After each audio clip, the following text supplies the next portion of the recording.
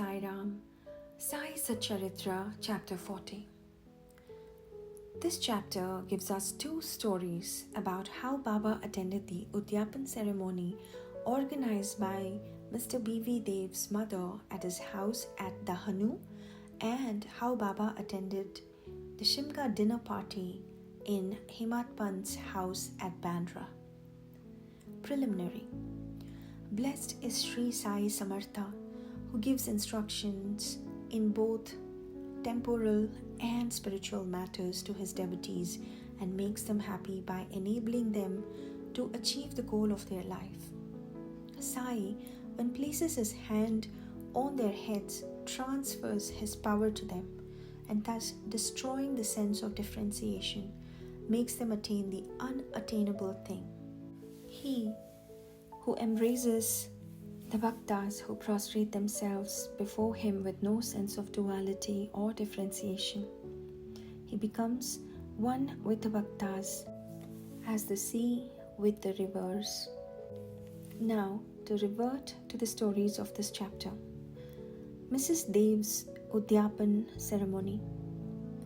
Mr. B.V. Dev was a Mamlatdar at Dahanu, Thana district. His mother had observed 25 to 30 religious vows and a Udyapan, a concluding ceremony in connection therewith, was to be performed. This ceremony included the feeding of 100 to 200 Brahmins. Mr. Dev fixed a date for the ceremony and wrote a letter to Bapu Sahib Jog asking him to request Sai Baba on his behalf to attend the dinner of the ceremony, as without his presence the ceremony would not be duly completed. Bapu Sahib Jog read out the letter to Baba. Baba noted carefully the pure-hearted invitation and said, "I always think of him who remembers me. I require no conveyance, carriage, tonga, train, or airplane. I manifest myself to him who lovingly calls me. Write to him a reply that 3 of us, myself, you and the third person, will go and attend it." Mr. Jog informed Mr. Dev of what Baba said. The latter was much pleased, but he knew that Baba never went to any place except Rahata, Rui and Nimgao in person. He also thought that nothing was impossible for Baba, as he was all-pervading, and that he might suddenly come in any form and fulfill his words. A few days before this, a sannyasi in Bengali dress and professing to work for a cause of the protection of the cows came to the station master at Dahanu to collect donations. The latter told him to go into the town and see the Mamlatdar, Mr. Dev, and with his help collect the funds. Just then, the Mamlatdar happened to come there.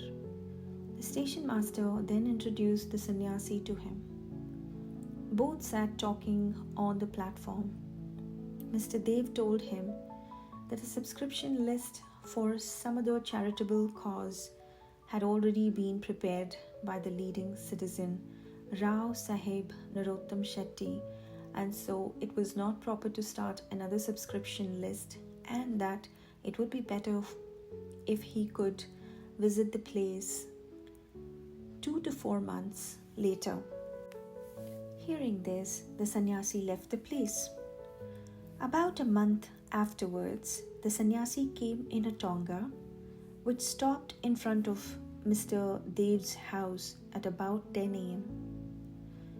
Dev thought that he came for donations. On seeing him busy with the preparations of the ceremony, the sannyasi said that he had come not for the money but for meals. Dev said, "All right, you're welcome in the house." The sannyasi said, "2 lads are with me." Dev said, "Well, come with them." As there was about 2 hours for the meals to be served, Dev inquired where he should send for them. He said that it was not necessary, as he would come himself at the appointed time. Dev asked him to come at noon. Exactly at 12 noon, the trio came, joined the party, and after feeding themselves, went away. After the ceremony was finished, Dev wrote a letter to Bapu Sahib Jog, complaining of Baba's breach of promise. Jog went to Baba with the letter. But before it was opened, Baba spoke. He says that I promised him to come but deceived him. Tell him that I did attend his dinner with 2 others, but he failed to recognize me. Then why did he call me at all? He thought that the sannyasi came to ask for subscription money. Did I not remove his doubt in that respect? And did I not say that I would come with 2 others, and did not the trio come in time and have their meals? See, to keep my words, I would sacrifice my life. I would never be untrue to my words. This reply pleased Jog's heart, and he communicated the whole reply to Dev. As soon as he read it, he burst into tears of joy, but he took himself to task mentally for vainly blaming Baba. He wondered how he was deceived by the sannyasi's prior visit and his coming to him for subscriptions. How he also failed to catch the significance of the sannyasi's words that he would come with 2 others for meals. This story clearly shows that when the devotees surrender themselves completely to their Sadguru, he sees to it that the religious functions in their houses are duly executed and complied with all the necessary formalities. Hemadpant's Shimga dining. Now let's take another story which shows how Baba appeared in the form of his picture and fulfilled the desire of his devotee. In 1917, in the morning of the full moon day, Hemadpant had a vision. Baba appeared to him in his dream in the form of a well-dressed sannyasi, woke him up and said that he would come for meals that day. This vision constituted a part of his dream. When he fully woke up, he saw neither Sai nor any sannyasi. But when he began to recollect the dream, he remembered each and every word the sannyasi uttered in his dream. Though he was in contact with Baba for 7 years and always meditated on Baba, he never expected that Baba would come to his house for meals. However, being much pleased with Baba's words, he went to his wife and informed her that being the holy day, a sannyasi was coming for meals and that some more rice should be prepared. She inquired about the guest, who he was and where he was coming from. Then, not to cause any misunderstanding, he gave her the truth and told her about the dream. She doubtingly asked whether it was possible that Baba should come to Bandra from Shirdi, leaving the dainty dishes there for accepting their coarse food. Hemadpant then assured her that Baba might not come in person, but he might attend in a form of a guest, and that they would lose nothing if they cooked some more rice. After this, preparations for the dining went on, and it was ready at noon. The Holika worship was through, and the leaves were spread and arranged with rangoli around them. The 2 rows were arranged with the center seat between them for the honorable guest. All the members of the family, sons, grandsons, daughters, and son-in-law, etc., came and occupied their seats, and the serving of the various items commenced. While this was being done, everybody was watching for the guest, but none turned up. Though it was past noon, then the entrance was closed. The annashuddhi was served. This was a signal to start eating. Formal offering to the Vaishwadeva and Naivedya to Sri Krishna were also over, and the members were about to begin, when footsteps in the staircase were heard distinctly. Hemadpant went immediately and opened the door and saw two men there, Ali Muhammad and Maulana Ismo Mujawar.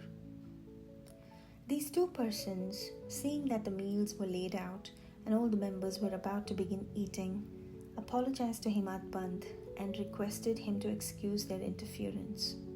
They said, "You left your seat and came running to us. Others are waiting for you. So please take this thing and I shall relate all about it later at your convenience." Saying so, he took out from under his arm a packet wrapped in an old newspaper and placed it on the table. Hemadpant uncovered the packet and saw, to his great wonder and pleasant surprise, a big and nice picture of Sai Baba. On seeing it, he was much moved. Tears ran down his eyes and hair stood on end all over his body, and he bent and placed his head on the feet of Baba in the picture. He thought that Baba had blessed him by this miracle or Leela. Out of curiosity, he asked Ali Muhammad how he got this picture. He said that he bought it from a shop and that he would give all the details about it afterwards, and wished that as all the members were waiting for him, he should go and join them. Hemadpant thanked him, bade them goodbye, and returned to the dining hall. The picture was placed on the central seat reserved for the guest. And after making the due offering of the Naivedya, the whole party commenced eating and finished it in proper time. On seeing the beautiful form of Sai in the picture, everybody was extremely pleased and wondered how all this happened. This is how Sai Baba fulfilled his words uttered by him in the dream of Hemadpant. The story of the picture with all its details, which are how Ali Muhammad got it, why he bought it, and gave it to Hemadpant, is reserved for the next chapter. Bow to Sri Sai, peace be to all.